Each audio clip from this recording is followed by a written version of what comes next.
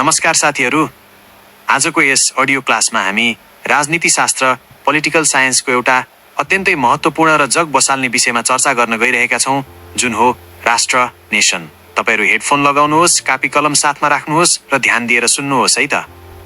1. राष्ट्र भनेको के हो? Introduction to nation. सामान्य रूपमा हामी देश, राज्य वा राष्ट्र भन्दा एउटै कुरा बुझ्छौं, तर राजनीति शास्त्र पढ्दा यी शब्दहरू फरक छन्। राष्ट्र शब्द ल्याटिन भाषाको नेसियोबाट आएको हो, जसको अर्थ हुन्छ जन्मेको वा एउटै जातिको। त्यसैले राष्ट्र भनेको कुनै कानुनी कागज वा सिमाना होइन। यो त मानिसहरूको एउटा यस्तो ठूलो समूह हो जो आफ्नो साझा इतिहास, भाषा, संस्कृति वा धर्मका कारण भावनात्मक रूपमा एकअर्कासँग जोडिएका हुन्छन्। यसलाई अझ सजिलो गरी बुझ्दा राष्ट्र एउटा मनोवैज्ञानिक र भावनात्मक एकता हो। जब धेरै मानिसहरूको मनमा हामी सबै एक हौं, हाम्रो सुख दुःख एउटै हो भन्ने भावना आउँछ, त्यहाँ राष्ट्रको निर्माण हुन्छ। 2. राष्ट्र बन्नका लागि के चाहिन्छ? Elements of a nation. लौ त साथीहरू, अब नोट गर्नुस्, एउटा राष्ट्र निर्माण हुनका लागि मुख्य रूपमा कुन कुन तत्त्वहरूले भूमिका खेल्छन्। पहिलो हो साझा इतिहास, शेयर्ड हिस्ट्री। जब मानिसहरूका पुर्खाहरू एउटै हुन्छन्, उनीहरूले विगतमा भोगेका ऐतिहासिक घटनाहरू, युद्धहरू वा गौरवपूर्ण क्षणहरू एउटै हुन्छन्, तब उनीहरूमा बलियो एकता पैदा हुन्छ। दोस्रो हो सांस्कृतिक र भाषिक एकता, कल्चरल एन्ड लिङ्ग्विस्टिक युनिटी। एउटै भाषा बोल्दा मानिसहरूले आफ्नो विचार सजिलै साटासाट गर्न सक्छन्। एउटै चाडपर्व र रहनसहनले उनीहरूलाई एउटै मालामा उनी जस्तै बनाउँछ। तेस्रो हो भौगोलिक निकटता, जियोग्राफिकल कन्टिग्युटी।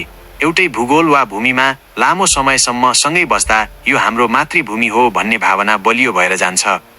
र सबैभन्दा मुख्य तत्त्व हामी भन्ने भावना, साइकोलोजिकल युनिटी। यो राष्ट्रको मुटु हो। भाषा वा धर्म फरक भए पनि यदि मनभित्र हामी सबै नेपाली हौं वा हामी एक हौं भन्ने आत्मिक भावना छ भने राष्ट्र जीवित रहन्छ। 3. राज्य, स्टेट र राष्ट्र नेसन बीचको झुक्किने फरक।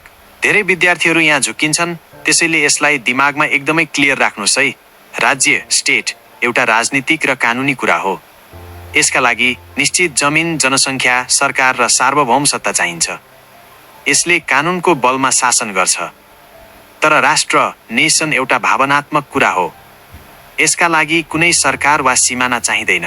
यसलाई एउटा सुन्दर उदाहरणबाट बुझौं। नेपाल एउटा राज्य हो, तर संसारको जुनसुकै कुनामा, जस्तै अमेरिका, अस्ट्रेलिया वा बेलायतमा बसेका नेपालीहरू जसको मनमा नेपालप्रति माया छ, उनीहरू सांस्कृतिक रूपमा एउटै नेपाली राष्ट्रका अङ्ग हुन्। निष्कर्ष। यस अडियो क्लासको निष्कर्षमा भन्नुपर्दा राष्ट्र मानिसहरूको मन र भावनामा बस्ने एउटा साझा पहिचान हो। जब एउटा भावनात्मक रूपमा बाँधिएको राष्ट्रले आफ्नै सरकार, जमिन र सार्वभौम सत्ता पाउँछ, तब त्यो राष्ट्र, राज्य, नेसन स्टेट बन्दछ, जस्तै हाम्रो प्यारो देश नेपाल। आजको क्लास तपाईहरुलाई कस्तो लाग्यो? मुख्य बुदाहरू डायरीमा टिपेर दोहोर्याउनु होला।